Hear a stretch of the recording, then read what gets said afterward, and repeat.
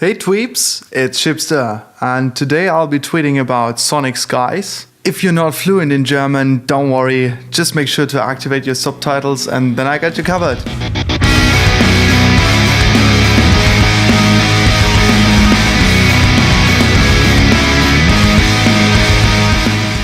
Nach 2 EPs haben Sonic Skies jetzt ihr erstes Album veröffentlicht. Es heißt Drifter und ist bei 7 Heart erschienen und ich konnte mir das gute Stück jetzt mal in Gänze anhören. Zu diesem Album habe ich auch ein detailliertes Review auf Englisch geschrieben. Das findet ihr auf meinem Blog und den Link dazu findet ihr unten in der Videobeschreibung. Hier gibt es jetzt trotzdem einmal zusammengefasst, was ich zu Drifter zu sagen habe. Also grundsätzlich ist das so, dass man mittlerweile im Metalcore viel falsch machen kann.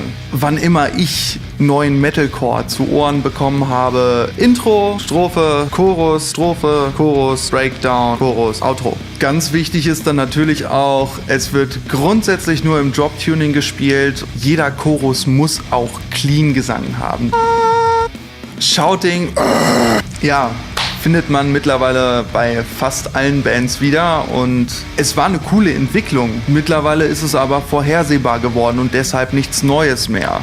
Das Coole bei Sonic Skies ist, dass sie um diese Klischees immer ganz charmant drumrum tanzen und dabei spielen sie ihre 3 Kernstärken aus. Für mich persönlich sind das ihre 3 Stärken. Nummer 1, sie benutzen grundsätzlich gar keinen Clean-Gesang. Im Prinzip gibt's gesangstechnisch bei Sonic Skies nur auf die Fresse, aber deren Songs verlangen auch gar nicht nach Clean-Gesang. Stärke Nummer 2, die Gitarrenarrangements. Dadurch, dass Metalcore so sehr rifflastig geworden ist als Genre, ist es dann natürlich verlockend, gerade auch wenn man Drop-Tunings spielt, dass sich die Riffs immer um die tiefste Note herum bewegen und es eine Mischung aus Rhythmus und Melodiegitarre ist. Das machen Sonic Skies zu einem bestimmten Grad auch, aber es gibt da immer diesen schönen Sonic Skies Tonartwechsel. Auf ihrem Album sind es sage und schreibe 31 Tonartwechsel in 12 Songs. Dazu muss man sagen, nicht jeden Tonartwechsel finde ich klug, den sie machen, aber sie machen ihn und dadurch ist es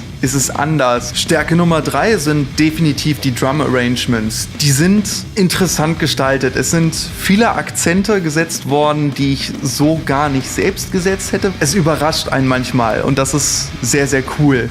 Wie sehr der Sound der Platte gerecht wird, zeigt sich direkt schon beim Opener. Refuge ist auch mein Lieblingstrack auf diesem Album. Das war einfach faszinierend, den das erste Mal zu hören. Allein schon, wie sich das gesamte Spannungsfeld am Anfang des Albums so stark verändert, das ist einfach episch. Insgesamt hat man auf diesem Album eigentlich gar keine Chance, zwischendurch mal durchzuatmen. Songs wie Gears oder auch Loath pusten einem gnadenlos die Gehörgänge frei. Und obwohl es eigentlich gar keine Pause zum Durchatmen gibt, bleibt das Album wirklich lebendig, weil sich die Songs so stark voneinander unterscheiden. Auch im Kopf gibt's einen Moshpit.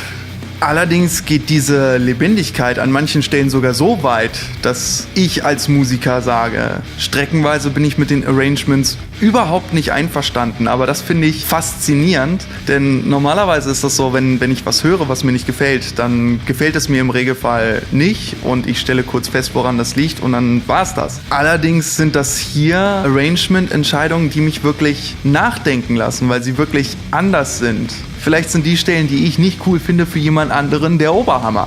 Und auch gerade dadurch, dass dieses Album zeigt, wie vielseitig Metalcore sein kann, auch wenn man sich in einem konstanten Härtegrad bewegt, fordert es aktiv die Aufmerksamkeit des Zuhörers ein. Dementsprechend würde ich dieses Album jedem empfehlen, der noch nichts mit Metalcore anfangen kann, unbedingt anhören. So geht es in kreativ, ohne Klischees und jeder, der schon Metalcore-Fan ist, dieses Album ist ein Must-Listen. Von mir bekommt dieses Album 7 von 10 Punkten. Das detaillierte Review auf Englisch findet ihr auf meinem Blog, unten in der Videobeschreibung. Alright Tweeps, that's it again. Please make sure to check out Drifter, and if you like that album, make sure to subscribe to Sonic Skies YouTube channel as well. Follow them on Facebook, Twitter, Instagram. If you liked this video and or my in-depth review on my blog, please subscribe to my channel. That will help me a lot. And until then, have a good one!